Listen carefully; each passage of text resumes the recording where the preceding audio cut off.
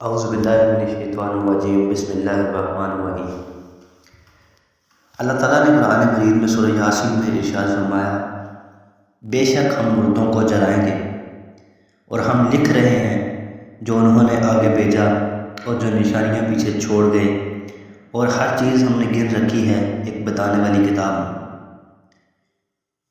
اس سے پہلی آیت میں دین کے بنیادی اصول یعنی رسالت کا ذکر کیا گیا تھا، اور اب یہاں سے ایک اور بنیادی اصول یعنی قیامت کا ذکر کیا جا رہا ہے کہ بے شک قیامت کے دن ہم اپنی کامل قدرت سے مردوں کو زندہ کریں گے۔ نیز دنیا کی زندگی میں انہوں نے جو نیک اور برے اعمال کیے وہ ہم لکھ رہے ہیں تاکہ ان کے مطابق انہیں جزا دی جائے، اور ہم ان کی وہ نشانیاں اور وہ طریقے بھی لکھ رہے ہیں جو وہ اپنے بعد چھوڑ گئے، خواہ وہ ان کے نیک طریقے ہوں یا ان کے برے ہوں، اور ایک ظاہر کر دینے والی کتاب لوح محفوظ میں ہر چیز ہم نے شمار کر رکھی ہے۔ اس آیت میں ہے کہ جو لوگ اپنے پیچھے چھوڑ گئے وہ لکھے جا رہے ہیں۔ یہ طریقے اچھے بھی ہو سکتے ہیں، برے بھی ہو سکتے ہیں، دونوں کا حکم جدا جدا ہے۔ لوگ جو نیک طریقے نکالتے ہیں ان کو بدعت حسنہ یعنی اچھی بدعت کہتے ہیں۔ اس طریقے کو نکالنے والوں اور اس پر عمل کرنے والوں دونوں کو ثواب ملتا ہے۔ جو برے طریقے نکالتے ہیں ان کو بری بدعت کہتے ہیں۔ اس طریقے کو نکالنے والے اور عمل کرنے والے دونوں ہی گناہ گار ہوتے ہیں۔ مسلم شریف میں حدیث ہے کہ نبی پاک صلی اللہ علیہ وسلم نے ارشاد فرمایا، جس شخص نے اسلام میں نیک طریقہ نکالا اس کو طریقہ نکالنے کا بھی ثواب ملے گا، اور اس پر عمل کرنے والوں کا بھی ثواب ملے گا، اور عمل کرنے والوں کے اپنے ثواب میں کوئی کمی نہیں رہ جائے گی۔ مطلب جو طریقہ نکالتا ہے اس کو نکالنے کا ثواب تو ملے گا ہی، لیکن جب تک اس کے نیک طریقے پر لوگ عمل کرتے رہیں گے اس کا بھی ثواب اس کو ملے گا، اور جو لوگ عمل کریں گے ان کے ثواب میں کوئی کمی نہیں کی جائے گی۔ اور جس نے اسلام میں برا طریقہ نکالا اس پر برا طریقہ نکالنے کا گناہ بھی ہوگا، اس طریقے پر عمل کرنے والے جو گناہ گار ہیں اس کے ساتھ اس کو بھی گناہ میں شریک کیا جائے گا، اور ان کے عمل کرنے والوں کے اپنے گناہ میں کوئی کمی نہیں کی جائے گی۔ سینکڑوں اچھے کام جسے شریعت کے مطابق فاتحہ، 11ویں، 16، 40واں، عرس، ختم، میلاد کی محفلیں وغیرہ جنہیں کم علم لوگ بدعت کہہ کر منع کرتے ہیں اور لوگوں کو ان نیکیوں سے روکتے ہیں، یہ سب نیک کام درست اور اجر و ثواب کا باعث ہے۔ ان کو بدعت سیئہ یعنی بری بدعت کہنا غلط ہے۔ یہ طاعات اور نیک اعمال جو ذکر و تلاوت اور صدقہ و خیرات پر مشتمل ہے، بری بدعت نہیں، کیونکہ بری بدعت وہ برے طریقے ہیں جن سے دین کو نقصان پہنچتا ہے اور جو سنت کے مخالف ہے۔ حدیث شریف میں ہے کہ جو قوم بدعت نکالتی ہے اس سے بدعت کی مقدار سنت اٹھ جاتی ہے۔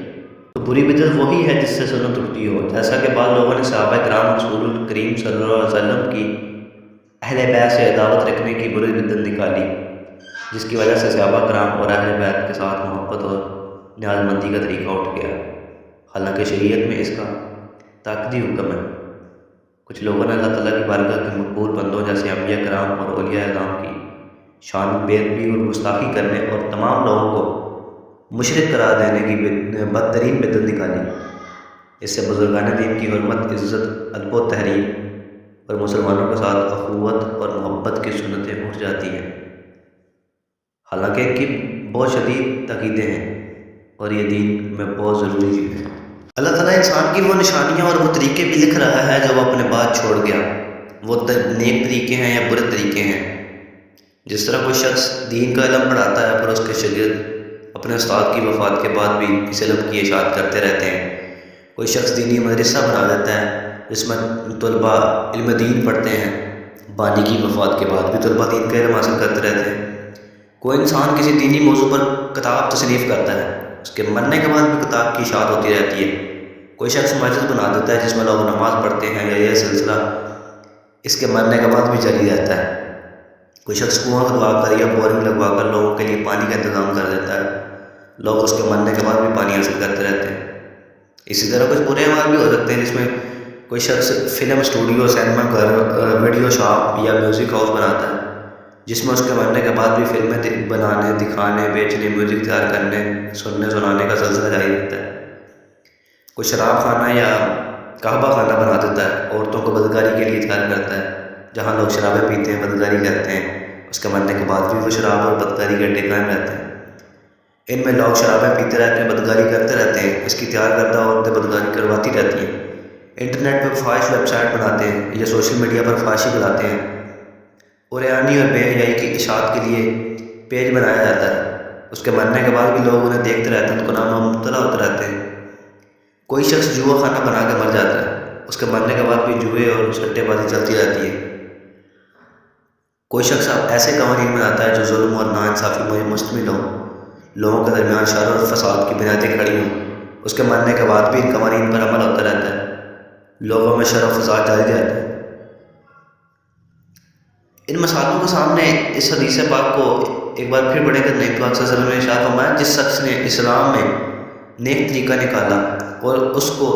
طریقہ نکالنے کا بھی ثواب ملے گا اور اس پر عمل کرنے والوں کو بھی ثواب ملے گا، اور عمل کرنے والوں کے اپنے ثواب میں کوئی کمی نہیں ہوگی۔ اور جس نے اسلام میں برا طریقہ نکالا اس پر وہ طریقہ نکالنے کا بھی گناہ ہوگا، اس طریقے پر عمل کرنے والوں کا بھی گناہ ہوگا، اور ان عمل کرنے والوں کے اپنے گناہ میں کوئی کمی نہیں کی جائے گی۔ اس میں جاری رہنے والے نیک اعمال کرنے والوں کے لیے تو ثواب کی بشارت ہے ہی، اور ان لوگوں کے لیے وعید ہے جو جاری رہنے والے گناہوں کا سلسلہ شروع کیے ہوئے ہیں۔ یہ اپنے انجام پر خود ہی غور کریں، جب اپنے گناہوں کے ساتھ دوسروں کے گناہوں کا بوجھ ان کے کندھوں پر ہوگا، اور اپنے گناہوں کے عذاب کے ساتھ ساتھ دوسروں کے گناہ کا عذاب بھی پائیں گے تو کیا حال ہوگا۔ اللہ ایسے لوگوں کو عقل سلیم عطا فرمائے اور گناہ جاریہ کے جاری سلسلے ختم کر کے سچی توبہ کرنے کی توفیق عطا فرمائے۔ اس آیت کے بارے میں مفسرین کا قول یہ بھی ہے کہ اثار سے مراد وہ قدم ہے جو نمازی جماعت کے ساتھ نماز پڑھنے کے لیے مسجد کی طرف چلنے میں لگتا ہے۔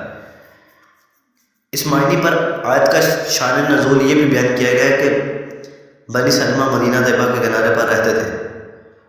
انہوں نے چاہا کہ مدینہ شریف کے قریب رہائش اختیار کر لیں۔ اس پر یہ آیت نازل ہوئی اور تاجدار رسالت صلی اللہ علیہ وسلم نے ارشاد فرمایا کہ تمہارے قدم لکھے جاتے ہیں، اس لیے تم مکان تبدیل نہ کرو، یعنی جتنی دور سے آؤ گے اتنے ہی قدم زیادہ پڑیں گے اور اجر و ثواب زیادہ ہوگا۔ اللہ پاک ہمیں عمل کی توفیق